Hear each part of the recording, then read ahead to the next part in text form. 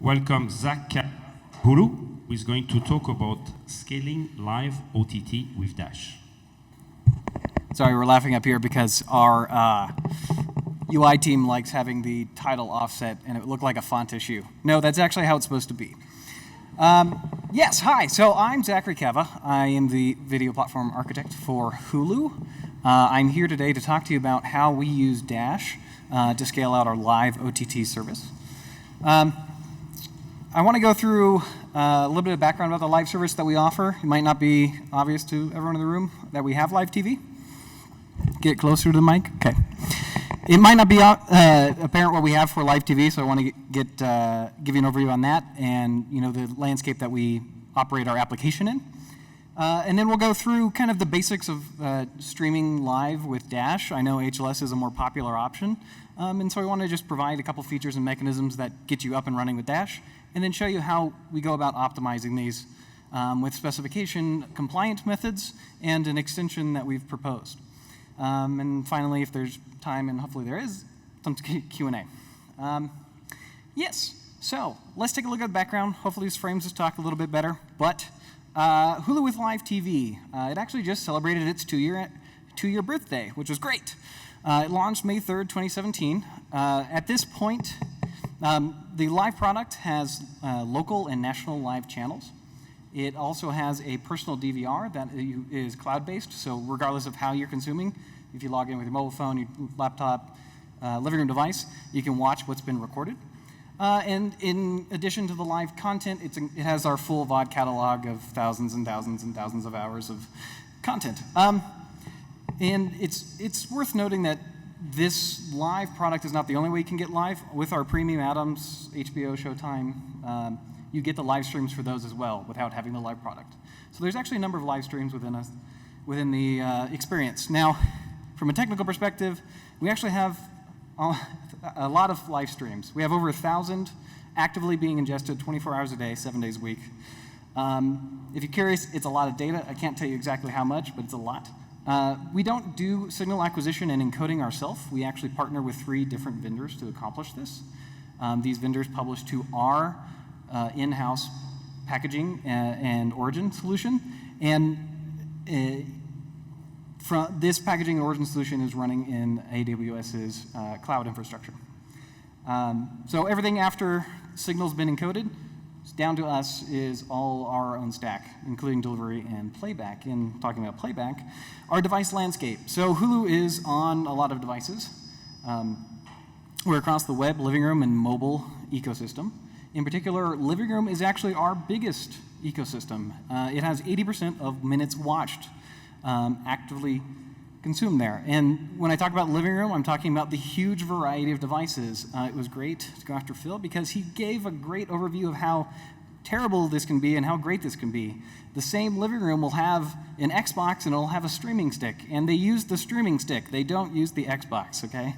It's very important to know that. But in addition to the, whoop, sorry, shouldn't scroll. There we go. On these devices, majority of devices, we actually write and bring our own player stack. There are a couple third-party players we integrate with, but they're few and far between. Instead, and the other side of it is we are a primary Dash house. All but one of our players, and I will let you guess which one, uses Dash. And we've done Dash for a long time. We've done multi-period Dash for a long time, and we've done that because Dash works really well for ad insertion. As it was pointed out earlier, multi-period Dash and the overall timing between assets has been a complicated beast of a problem to solve. And it's something that we built internally in our players for a long time, and I'm trying to help the community figure out the solutions for. So with that, let's look at live streaming with Dash. I want to talk about the couple features in Dash that make live streaming fun or difficult, depending on how you want to look at it. And so the first thing I want to call out is the timing model. This, to me, is the most underappreciated part of Dash. Rather than giving you a list of segments and having the player try and figure out what a presentation timeline is, Dash is very explicitly telling you what it is. And it's abstracting that timeline from the number of assets and the number of segments per asset. This is a very powerful mechanism because if you build your player to understand the idea of a timeline irrespective of what content or ads are in that timeline, you can abstract away the boundary conditions and things like that. That's how we achieve seamless playout across content and ads in both VOD and live. And when you're talking about live, the timing model allows you to synchronize directly to real clock, which is very nice. And because you're synchronizing to real clock, you can actually describe segment availability in real time. And this means, and this diagram's trying to illustrate that, albeit slightly poorly. There's no pointer on this, so, hey, look at that. How do you go back up? This is how fast we're going to go through this deck. There we go. Okay. So you can. The idea is you can describe segments that the client can and can't access, and the availability of these segments is described via the timing of the timing model. And this means something like the mechanism is called the time shift buffer, but in colloquially we'll call it the DVR window. That is controllable and described via the timing model. And so your manifest can contain segments in the past that are actually not accessible anymore, but it can also pre-announce segments that will be eventually available. And the players will naturally access them as they are really becoming available. On top of this, there's a declarative timing model, or you can declare everything in the timing model. You can describe the window size, presentation delay. There's a whole bunch of other attributes. It's awesome. And like with any live stream, there's a number of ways. There's the way you need to update the manifest, right? Like live is being produced over time. New segments exist. You need to learn about them. There's two ways to do this. There's the simple way, which is just reload the manifest for every segment. This is the most widely implemented method because it is also the most common across other streaming formats. It is also the method we chose to implement. Time constraints, simplicity, interoperability, it just worked. There are more advanced methods, and I really recommend looking at them if you're going to deploy a large-scale Dash solution. And these are methods that use in-band signaling to tell you when you need to refresh the manifest, and otherwise, the player can actually guess what the next segments are based on increasing in segment addressing. And speaking of segment addressing, Dash has a great mechanism for this. So if you're using HLS, you know that you're listing segment and segment and segment and segment, and these get fairly long. Dash actually provides a great method of this called with templatized addressing. There's two forms. You can use $number or $time. And if you have a well-formed stream where durations are constant or they're within 50% on every segment, you can just have a template like the one at the very top of this slide. And as the client, because the presentation timeline is described as a full timing model, the client can figure out which number it needs to make and substitute into the template to make the request for that segment. And it continues to do that over time. Now, you have the option to explicitly address all the segments if you want it, and that's what the timeline is for. There are benefits to the timeline when it comes to accuracy in seeking and time to restart the video after a seek, whereas you can, if you have varying durations and you guess wrong, you will download a segment, find out it's wrong, and have to jump again with a correction. And like I said, we deployed polling. And with polling, we use $time with explicit timelines. This was kind of an artifact of a stateless ingest system. We could not keep segment numbering consistently moving.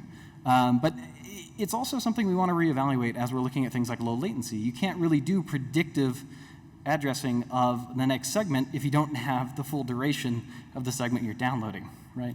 That's because time, you need to add numbers together. Yes. Yeah, quick note, multi-CDN enablement, Dash makes this really easy. You can specify multiple base URLs. This does, of course, assume your origins are well-formed and have the same content published everywhere. The client gets the ability to choose. Most client implementations choose either the first or last. It depends on the parsing library they decided to use from the open source community. So really check it if you want to use this feature.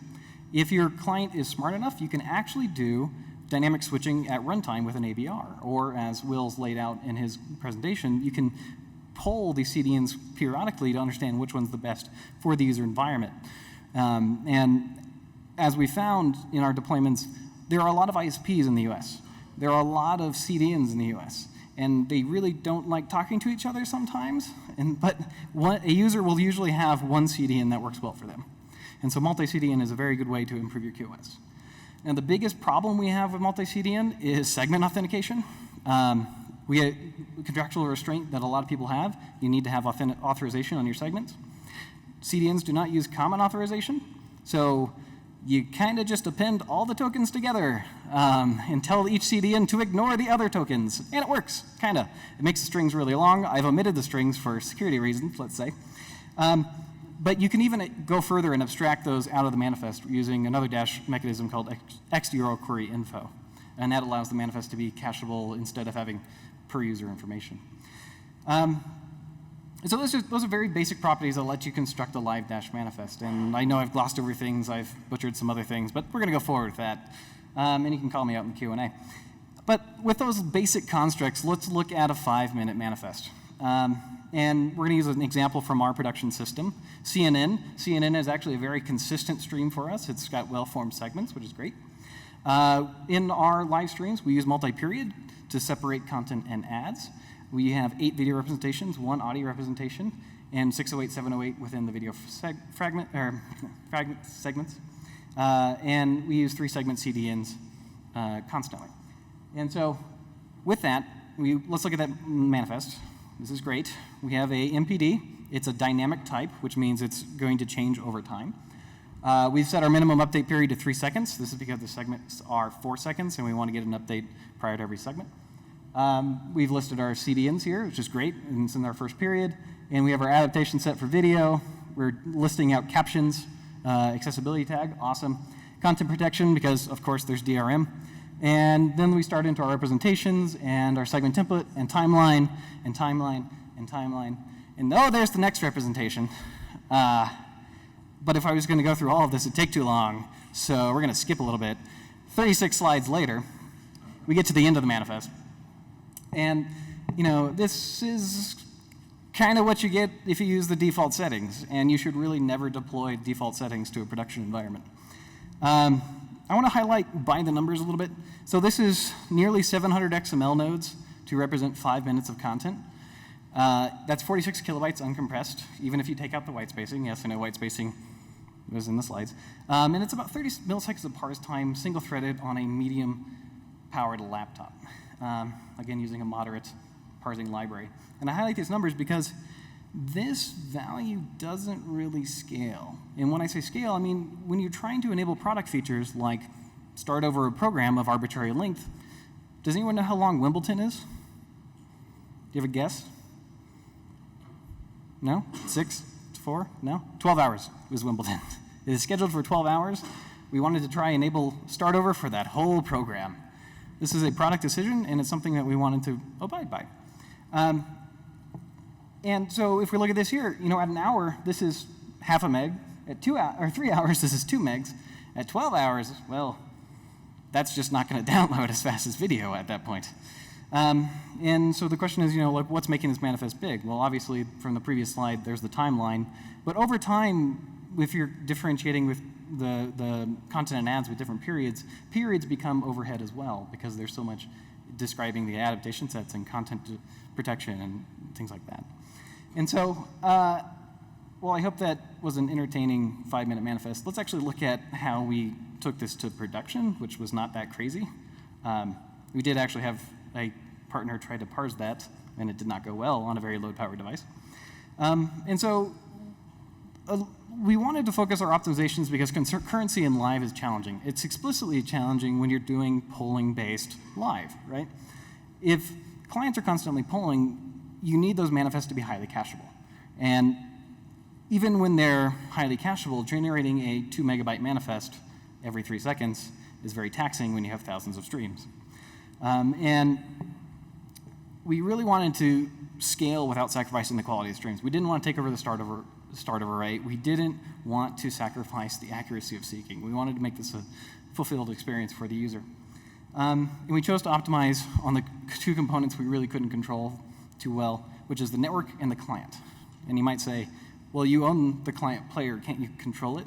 I can't control what CPU or memory they put in these devices, and they don't put very much of that.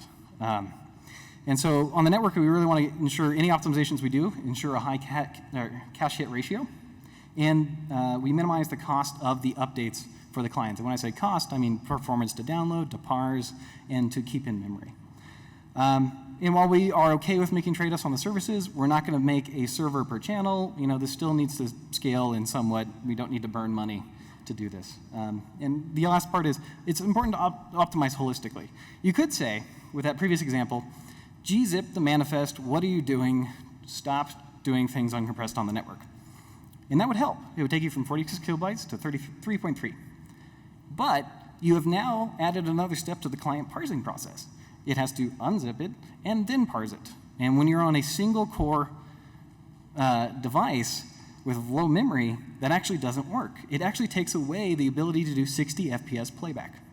And when you're doing live stream with sports, 60 FPS playback is what the users want. So let's go through some optimizations here.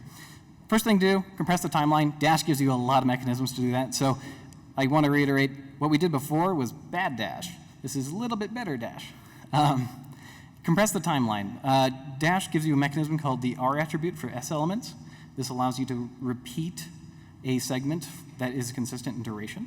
And so, as you see here, basic collapses everything. That last segment is a different duration, so it's still there. That's great. It's not effective on pattern durations, and I'll show you an example of this in a second, but Will alluded to this a little bit. In the US, we have some really fun frame rates, particularly 2997, 5994. Those do not translate well into consistent size segments between video and audio. And so while video was nice and compressed at 4.004, audio varies between, I think, 7, Nicole, do you remember? No? No. It has a fun pattern. We'll see it. OK. Any segments that are consistent, you can omit the t-value. T-values only need to be added at the start to help establish timing.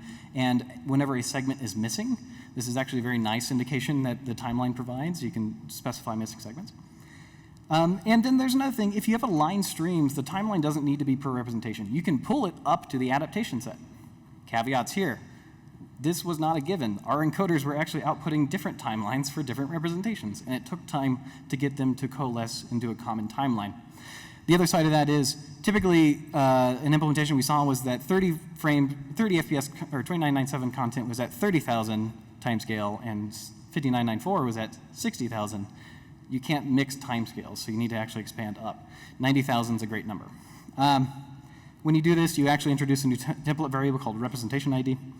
But yeah, so that's a compression. And if we look back at that 5-minute manifest, hey, it almost fits on one slide.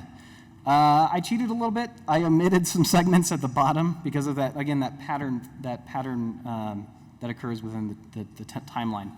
And Amazon actually has a really cool suggestion on how to compress this further. We were talking about in the -IF group.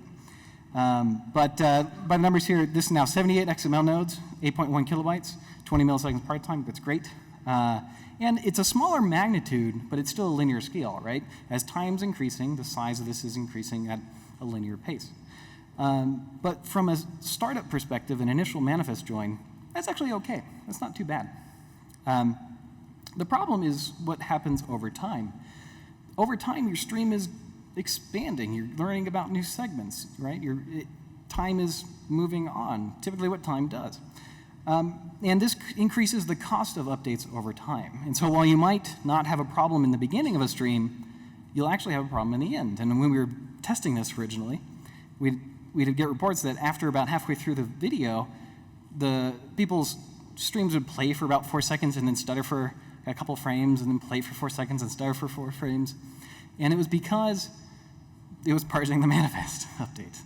And so we really wanted to understand, what's changing during these updates.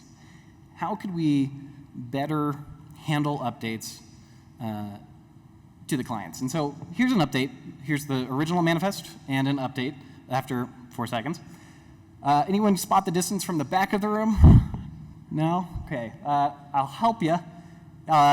Basically, the only thing that's done is you've added a segment. And this is a common pattern, right? Time has progressed a fixed amount, about 4 seconds, And so one segment has been added. Occasionally a period is added, but the majority is one segment. And so this means across updates, everything else is redundant, right? We don't need to know about that period again. We don't need to know about the content protection. The player already knows about this. And so our question was, is it possible to reduce this to be only that new information across updates? And so we put some constraints on our solution. We said, send only the new information to the clients. We need to maintain that network cache. We cannot go from a highly cached solution to a per-user solution. We, again, want to keep the client request processing minimized. And we want to keep the server in control of Playout. And that's a very odd call-out. But having the client naturally extend the timeline or guess what's next is actually can get you into trouble when you're doing dynamic ad insertion, because it might guess that it wants to go to content when you really wanted to get it to an ad. And so we actually created a thing, and we call it the patch manifest concept. It's a special server update response for an MPD. It leverages the MPD structure semantics to be compressed in size, and it uses a client-persisted breadcrumb to inform the server about what the client already knows. And this basically means it relies on the client to persist timeline. So typical methodology of an update, you download the new manifest, parse it, blow away what you have in memory, and use this new thing. And that's a very typical operation of most players you'll see. This actually asks the player to persist and add to that memory, which ends up being more optimal on lower devices anyways. So here it is, patch manifest playout. The first time you enter a stream, we call that the join manifest, you'll get a manifest from the server and the client stores it in memory. And that manifest will point to some new location where you will get an update.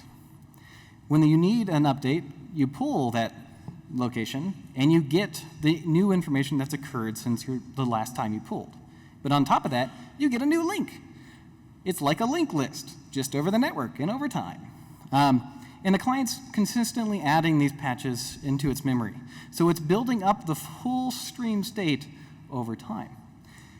And so let's get a little more concrete. Let's look at what I'm calling a join manifest and what I'm calling a patch. And so a join manifest here looks very similar to the original, but it has a new supplemental property, which is a way of saying, hey, there's a special optional way of evaluating this. Players that don't understand it can just ignore it. Players that do, go ahead and go. And it gives a new location URL, which links to a new manifest, the same manifest endpoint with new query parameters. Yay, query parameters. And in particular, the server's embedded enough information such that when it gets that request, it understands what the client knows. Right? So this remains completely opaque to the client. The client doesn't know that it's actually breadcrumbing this information. It's just calling a new URL. And so then when it calls that URL, it gets a patch. And this is what a patch looks like. Hooray, a lot smaller. You have an essential property saying this is a patch. If you don't know what a patch is, you should probably not try and parse it, because you're going to miss a lot of information. And then what it does is it has a very minimalistic MPD structure that represents only the information necessary to merge this patch into your in-memory state.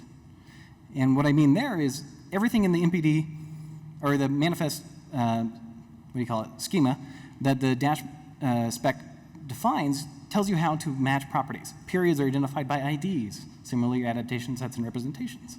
Things like segment template and segment timeline can either exist 0 or once, and therefore if it exists in both, it's the same thing. And again, location here, which gives you the next patch. So it gets pretty minimal. And so, yay, we did it. We optimized the update. It's 15 nodes, about 1 kilobyte uncompressed, and takes about 3 milliseconds to parse, which means my 16 millisecond budget to get that next frame on screen totally can meet it. And we've successfully deployed this. We've seen constant time cost over the course of a program. And this means that clients can stay into streams for an arbitrary amount of time. Now, for rights reasons, they obviously can't do that, right? After a program ends, you can't go back to the previous program, and that's what higher level UI, that logic is managing. But this is allowing clients to persist and stay on a stream. We actually did an untethered test, and we were getting some devices up to 72 hours of content that they could actively scrub through. And there's no reduction in cache efficiency, which might not be obvious, but it's kind of a eventual consistency problem. Somebody joining a stream will get everything up to what's now. And now they are up to date with everyone else that was already in the stream. Therefore, they were all requesting the same next patch. And there is some variance. There are network dropout. There's clients that fail to parse sometimes. But what happens is on their next request, they just catch back up to date. So when in production, we actually see the current now request and a few in the past, but mostly up to date. And this is great. And we kept the server in control of the timeline. That's a very important call out because while we were very successful in deploying this, it's not enough to deploy a product. You have to make money on it. And so we can't just stream these live streams. We want to actually do dynamic ad replacement to monetize the avails that are given to us. And so I want to step back real quick and just details how this is marked out. A couple of people have already done this a little bit, so I'll go quickly. SCUDdy35 identify ad opportunities to us. They come in the ingest stream, and we have our encoders actually force segment boundaries when they see these markers. And instead of sending the SCUDdy35 to clients, we translate this purely into periods. We use supplemental properties to identify content versus ad periods. And we do this because SCUDdy signals are consistent on one provider, or one channel is more accurate. They are not consistent from channel to channel or provider to provider. And since we have 6 to 7 clients looking at live streams, I don't want to maintain the same logic in 7 different clients. Translating this all to periods allows it to be consistently presented to clients, all that logic handled upstream, and it keeps us consistent between VOD and live, where periods are again delineating content and ads. But, and this is kind of a general diagram of that translation. So when we want to replace ads in stream, it's a simple period replacement. We identify ad period, pull it out. Now, typically you'll get a full pod, not individual slots. And so one period might be replaced by multiple. Totally fine. Frame accurate replacement, so it's nice, seamless, smooth, which is good. Period, we use event streams in a period to signal all the ad data to the client, so tracking events are surfaced as needed, and this means we don't need to embed user-specific tracking events into ad segments. And we can share the ad segments between our VOD and our live service offerings. And this is great. The problem is ad targeting completely destroys your cacheability. Your targeting is going to dictate your caching scale. And in our VOD product, we do per user targeting. We wanted to do that in live. So how do we do that and maintain the scale? Well, we actually accomplish this with patch manifests. We leverage, again, the idea of the XURL query info to have the clients take a shared response and make unique requests. And it's it turns into this fun fork and join routing mechanism where clients are forked out into their unique ads and they get pulled back. This has a very interesting property of separating the scale of your content from the scale of your ads. If ads falls over, it falls back automatically to the main content, and the user sees nothing ever occurring, right? So they're just on the live stream, they're happy as can be, everything's great. And unfortunately, I don't have enough time to go into all of this. So there will be a later talk at a later day at a thing called Demuxed, which we will go over our full solution. And this is deployed in production today across the majority of our Dash devices. The last one being Roku, which has actually implemented this solution for us as well. But yes, thank you.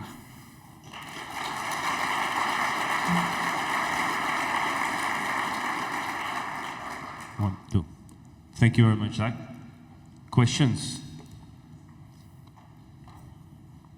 Always the first row. So one question. When you were showing the XML patch syntax, you used a custom format. Why not use the ITF standard XML patch, same as used in Dash spec? That's a great question. So why not use the XML patching RFC, right? I believe it is. And what we found is, well, one, the Dash does provide a mechanism for embedding that in segments, which is nice. But we wanted to abstract the segments from the overall manifest.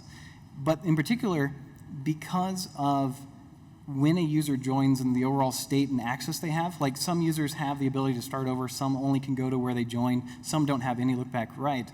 Trying to provide a patch common to those users is not possible. It disobeys the RFC spec. So you can. So what you're saying is that you cannot.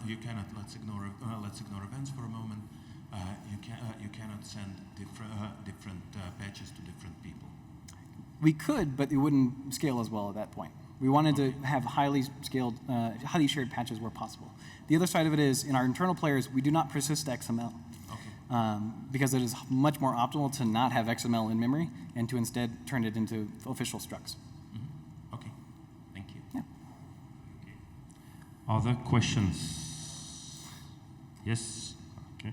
It is worth noting that we proposed this patch mechanism back to MPEG-. Anyone that's part of MPEG, it's in the TUC. You can go ahead and take a look at it. Or go to hulu.com and look at the live streams. Have fun. Thanks for the talk. I think the compression of the manifest, so we want to align the audio and video fragments. I'm trying to find the best way to do this. What is the argument against, in the US, you have this 29.97. Would it be a solution to resample to 30 FPS so that the alignment will be easier? Is that something you have considered, or do you consider that a possible solution? Yes, we've definitely considered realigning to 30 FPS. Going to an integer frame rate helps a little bit. When you start introducing multiple codecs, H.264, H.265, AAC, and EC3, it still doesn't completely solve that issue. All right, and I had a second question, if I can. You mentioned about the low latency and segment timeline. So you mentioned that you need to have the entire fragment. Are you aware of the update in the Amendment 5 in MPEG- that you basically, the first fragment that you receive doesn't have to match with the duration that's signaled in the manifest, but it can be based on the player duration, so that basically solves the low latency problem in segment timeline. It does, but it doesn't let you request the next segment before you've finished downloading the current, because you don't know the correct timestamp. Yeah, that's true, true, thanks. Okay. One more question. Okay, let me go through here. You're very popular, Zach. Get a lot of attention.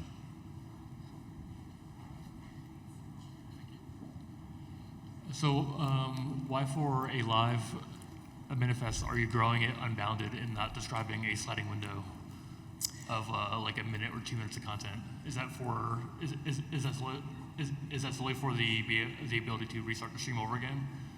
Yes, yeah, and it comes down to it's very common for a 30-minute show to follow an hour, to follow 30, to follow a unbounded sports game, and there's a significant issue of getting clients to seamlessly transition across and model everything in the UI to fit these proper boundaries.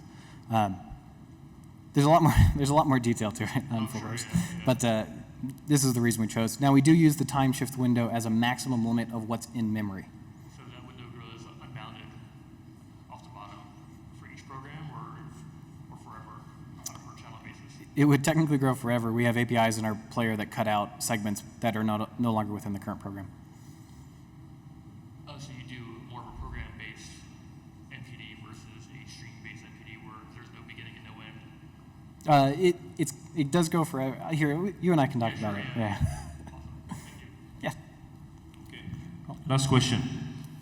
Will, you had a question?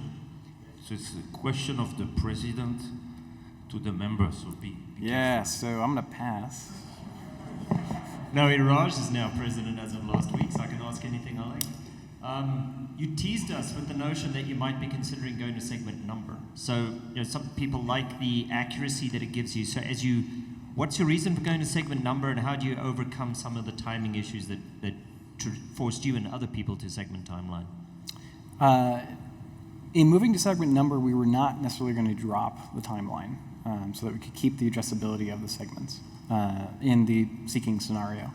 But the movement to dog number is so that we can make predictive requests or start the request prior to the current segment at the live head being completely written.